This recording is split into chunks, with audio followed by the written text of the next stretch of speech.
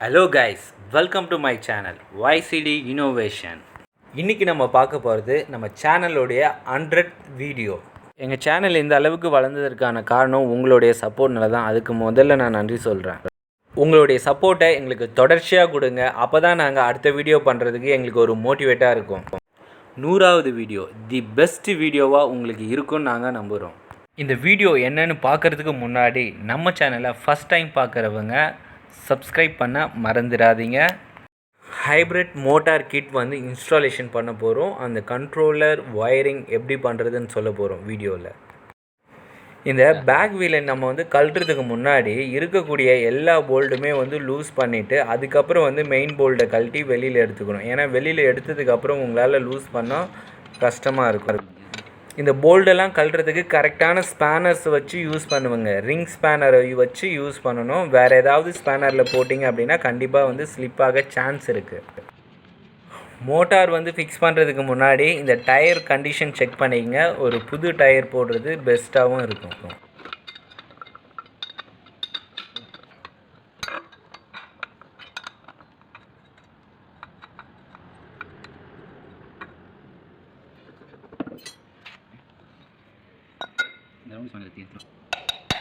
இந்த knurling bolt வந்து நம்ம வந்து ரிமூவ் பண்ணிடணும்.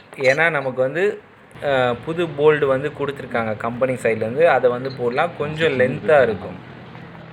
த்ரெட்டு வந்து டேமேஜ் ஆகாத அளவுக்கு நம்ம வந்து இதை வந்து அடித்து அது போலவே வச்சிடலாம். அந்த போல்டில் வந்து ஸ்டெப்புலாம் கொடுத்துருக்காங்க. ஒரு பக்கம் வந்து ஃப்ளாட்டாக இருக்கும். அந்த ஃப்ளாட் வந்து கரெக்டாக அந்த பொசிஷனில் போய் உட்கார மாதிரி வச்சுட்டு நம்ம வந்து தட்டிக்கலாம். ஏன்னா தட்டிட்டு மறுபடியும் கழட்டும் போது ப்ராப்ளம் ஆகும். இந்த ஹப் மோட்டரில் இருக்கிற இந்த போல்டு, அதாவது மெயின் ஷாஃப்ட் இருக்குங்க இல்லையா, இது வந்து மோட்டாரில் இடிக்காமல் இருக்கிறதுக்காக நம்ம வந்து கொஞ்சம் கிரைண்டிங் பண்ணுற மாதிரி இருக்கும். அதாவது நீங்கள் வந்து மோட்டர் ஃபிக்ஸ் பண்ணதுக்கப்புறம் தான் அது தெரியும். நம்ம வந்து முன்னாடியே வந்து இதை வந்து கிரைண்ட் பண்ணிக்கலாம். நான் வந்து இந்த சென்ட்ரு புள்ளி இருக்குங்க இல்லையா, அதனுடைய ஒரு 4 mm இருக்கும்னு நினைக்கிறேன். அந்த 4 mm வந்து கொஞ்சம் காடி இருந்தால் அது வரைக்கும் நான் நல்லா கிரைண்டிங் பண்ணிட்டுறேன். கிரைண்டிங் பண்ணுறதோட வந்து பார்த்திங்கன்னா அந்த அவுட்ரு வந்து ஒரு த்ரெட்டு 2 த்ரெட்டு வந்து லைட்டாக வந்து டேப்பராக வந்து கிரைண்டிங் பண்ணிக்கணும். ஏன்னா அப்போ தான் அந்த நட்டு வந்து உங்களுக்கு வந்து போயிட்டு இன்செர்ட் ஆகும். நீங்கள் ஃப்ளாட்டாக வந்து கிரைண்ட் பண்ணி விடாமல் அந்த ஒரு 2 த்ரெட்டு வந்து சுற்றியும் வந்து நம்ம வந்து கிரைண்ட் பண்ணிடணும். ஒரு வாட்டி அந்த நட்டை வந்து நம்ம வந்து போட்டு பார்க்குறது நல்லது. இப்போது இந்த வண்டியில் இருக்கக்கூடிய மவுத்து வந்து பார்த்திங்கன்னா நம்ம ஆட்டோமேட்டிக்கு வந்து கையிலே வந்து திருப்பலாம். பட்டு இது பஞ்சர் கடைக்கு எடுத்து போகணுன்னு இல்லை. நீங்கள் வந்து இந்த சைடில் வந்து திருப்பி இதுக்கு ஆப்போசிட்டில் விடக்கூடாது. கொஞ்சம் வந்து அந்த டிஸ்கோடு வந்து ஒட்டுற மாதிரி வச்சாதான் உங்களுக்கு வந்து உராயாது. இல்லைனா அந்த பக்கம் வந்து பார்த்திங்கன்னா உராசிக்கிட்டு போகும். இந்த த்ரெட் லாக் வந்து கம்பல்சரி நீங்கள் வந்து யூஸ் பண்ணணும். கண்டிப்பாக வந்து நட்டு போல்டெல்லாம் ஆட்டோமேட்டிக் லூஸ் ஆக வாய்ப்பு இருக்குது. அது இல்லாமல் வந்து பார்த்திங்கன்னா இந்த இடத்துல நீங்கள் பாக்ஸ் ஸ்பேனர் மட்டும்தான் யூஸ் பண்ண முடியும். வேறு ஸ்பேனர்ஸ் எதுவும் போட்டு ட்ரை பண்ண வேணாம். இந்த அலைன் போல்டெல்லாம் வந்து பார்த்திங்கன்னா ஆப்போசிட்டில் வந்து டைட் பண்ணுங்கள். ஒரே ஓரமாக இல்லாமல் 2-3 போல்டு வந்து நீங்கள் போட்டு வச்சதுக்கப்புறம் ஆப்போசிட்டில் வந்து டைட் பண்ணணும். உங்களுக்கு இங்கே வீடியோ வந்து ஃப்ரீஸ் பண்ணியிருப்பேன். ரீசன் என்ன அப்படின்னு பார்த்தீங்கன்னா, இந்த இடம் டைட் பண்ணக்கூடிய போல்டு பார்த்தீங்கன்னா த்ரெட் லாக் போட்டிருக்கணும். ஒரு 90% டைட் வைக்கணும். 100% அது டைட்டு. பட் ஆனால் அது வந்து போல்டு கட் ஆகாத அளவுக்கு டைட் நீங்கள் அந்த இடத்துல கொடுத்துருக்கணும். சப்போஸ் அங்கே லூஸ் ஆச்சுன்னா மோட்டரோட ஒயர் வந்து பார்த்திங்கன்னா சுற்றி மோட்ரு ஒயர் கட் ஆகிடும், பாடி ஆகிடும், ஷார்ட் சர்க்யூட் ஆகிடும். அதனால் அங்கே ரொம்ப கவனம் தேவை. நீங்கள் இடையில கூட அடிக்கடிக்கு நீங்கள் செக் பண்ணிக்கலாம். நல்லது.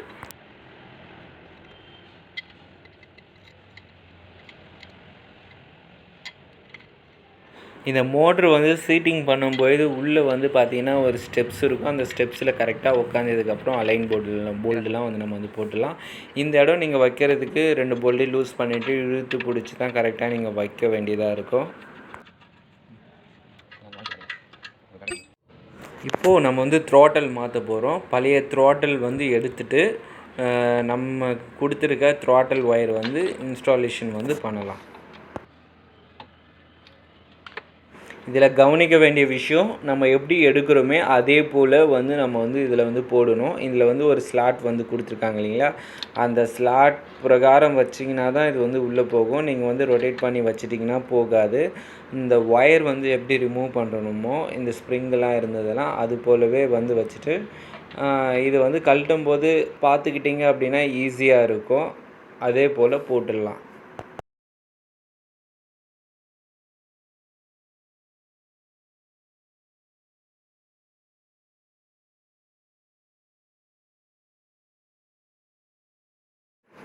இந்த ஜெட்டு வந்து இன்ஸ்டாலேஷன் பண்ணும்போது உங்களுக்கு வந்து மேலே உள்ள கப்பு வந்து மிதமான டைட்டில் வைங்க. ரொம்ப அதிகமாக வச்சு ஷேக் பண்ணிங்கனாலும் அந்த ஹெட்ஜு வந்து கட் ஆகிடும். அதில் கொஞ்சம் கவனம் உங்களுக்கு தேவை. இந்த ஒயர் வந்து பார்த்திங்கன்னா பழைய ஒயர் எந்த வழியில் வந்ததோ அந்த வழியிலே வந்து எடுத்துங்க. ஏன்னா வந்து த்ராட்டல் வந்து ஒயர் கரெக்டாக இருக்கணும். ஏதாவது வண்டி ரன்னிங்கில் ஸ்லோ ஸ்பீட் வந்து உங்களுக்கு டிஃப்ரென்ஸ் தெரியும். இந்த ஒயர் வந்து நீங்கள் போடும்போது இந்த ஹேண்டில் வந்து தனியாக ரிமூவ் பண்ணிவிட்டு நீங்கள் போடணும். ஏன்னா ராங் த்ரெட்டு ஏறதுக்கு சான்ஸ் இருக்குது. த்ரெட்டு ராங் த்ரெட் ஆகியும் இந்த பார்ட்டே வந்து மாற்றுற மாதிரி இருக்கும். அதனால் இதை வந்து நீங்கள் கரெக்டாக டைட் பண்ணிவிட்டு நீங்கள் பிரேக் ஒயர்லாம் போட்டிங்க அப்படின்னா பர்ஃபெக்டாக இருக்கும். ஹோண்டா டியோ ஸ்கூட்டரில் இந்த கண்ட்ரோலரை எங்கே வைக்கிறதுனே ஒரு பிளானே இல்லை, ஐடியாவும் இல்லை, கரெக்டான இடமும் இல்லை. வேறு இடம் எங்கேயாவது வைக்கலான்னு பார்த்தாலும் ஒயர் வந்து எட்டலை. லாஸ்ட்டாக வந்து இந்த ஃபில்டருக்கு மேலே வச்சு யூஸ் பண்ணோம். பட் ஆனால் ரன்னிங்கில் வந்து சீட் வந்து மேலே கீழேயும் போகும்போது டேமேஜஸ் ஆகுது. அதனால் அங்கே வந்து வைக்க முடியல. டெஸ்டிங் இங்கே வச்சு டெஸ்டிங் பண்ணதுக்கப்புறம் தான் தெரிஞ்சது இங்கே வந்து டேஞ்சர், இங்கே வைக்கக்கூடாதுன்னு சொல்லிவிட்டு. அதனால் நாங்கள் வந்து லொக்கேஷன் வந்து மாற்றுறதுக்காக இன்னமும் வந்து ட்ரை பண்ணிகிட்டே இருந்தேன். இப்போ த்ராட்டலு 45Ah battery, MCB throttle connection, அப்புறம் ஆல் சென்சார் கனெக்ஷனு. இது வந்து சுவிட்சு கனெக்ஷன் வந்து போகிற லைனு. 3 கோர் ஒயர் வந்து பார்த்திங்கன்னா இந்த ஃப்ரண்ட் சைடில் வந்துடும். இங்கே வந்து பார்த்திங்கன்னா ரிலேக்கான சப்ளை, சுவிட்சஸ்க்கான supply, DC to DC converter இதெல்லாம் வந்து ஃபிக்ஸ் பண்ணியிருக்கு. இப்போ வந்து எம்சிபி ஆன் பண்ணிக்கிறோம், சாவி ஆன் பண்ணுறோம், இந்த பவர் சுவிட்ச் ஆன் பண்ணுறோம். பவர் சுவிட்ச் ஆன் பண்ணோடனே ரிலே ஆகிடுது.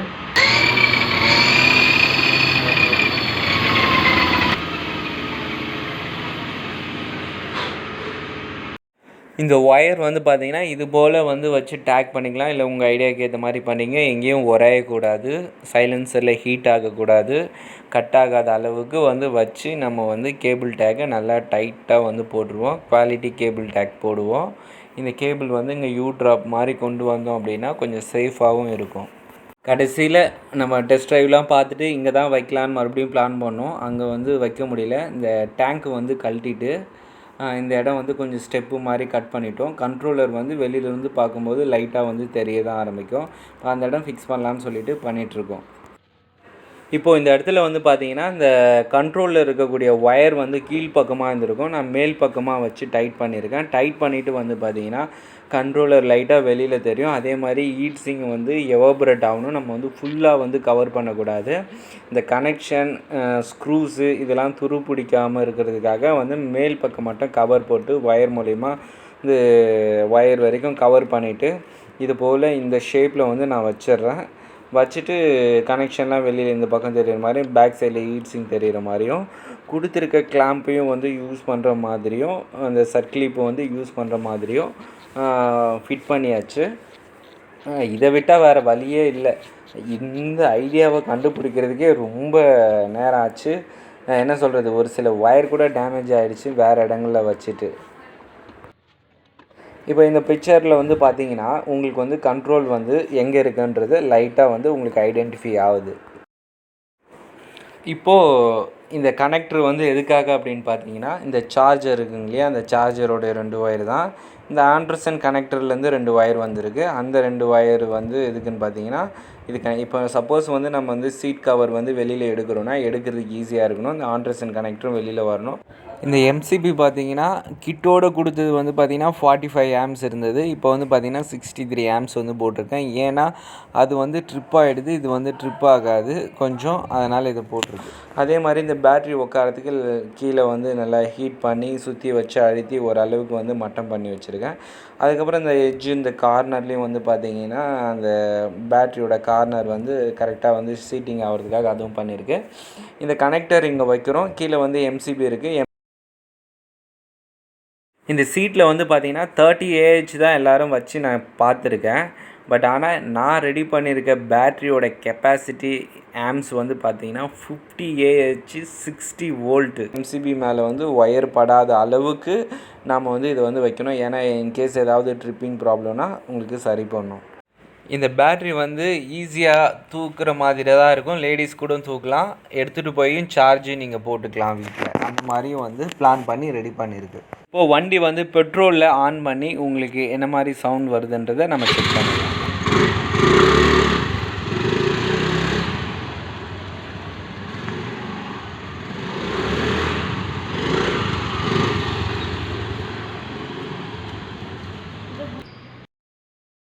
இப்போது வண்டியை எலக்ட்ரிக்கலாக ரன் பண்ணலாம்.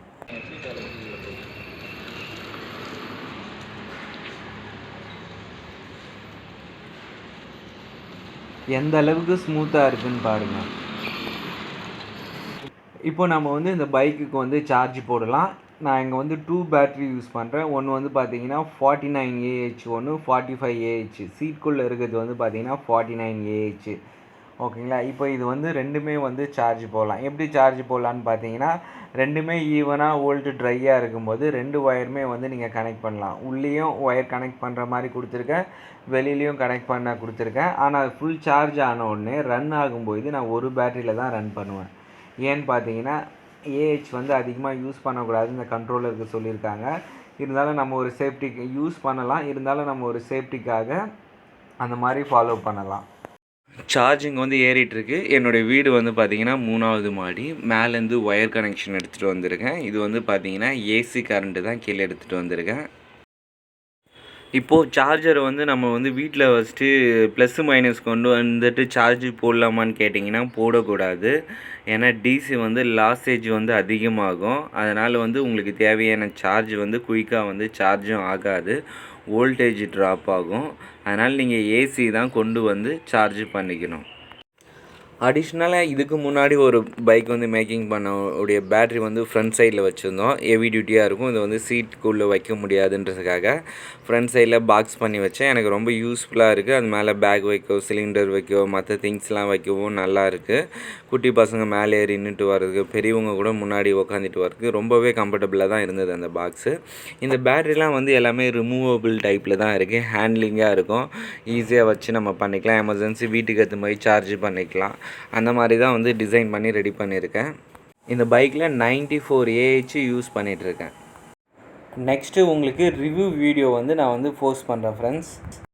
மறக்காமல் இந்த சேனலை சப்ஸ்கிரைப் பண்ணுங்கள். இன்னும் இது போல் எலக்ட்ரிக்கல் சம்மந்தமான வீடியோஸ்களை பார்க்க எங்கள் சேனலை ஃபாலோ பண்ணுங்கள். Thank you friends. நெக்ஸ்ட் வீடியோவில் மீட் பண்ணலாம்.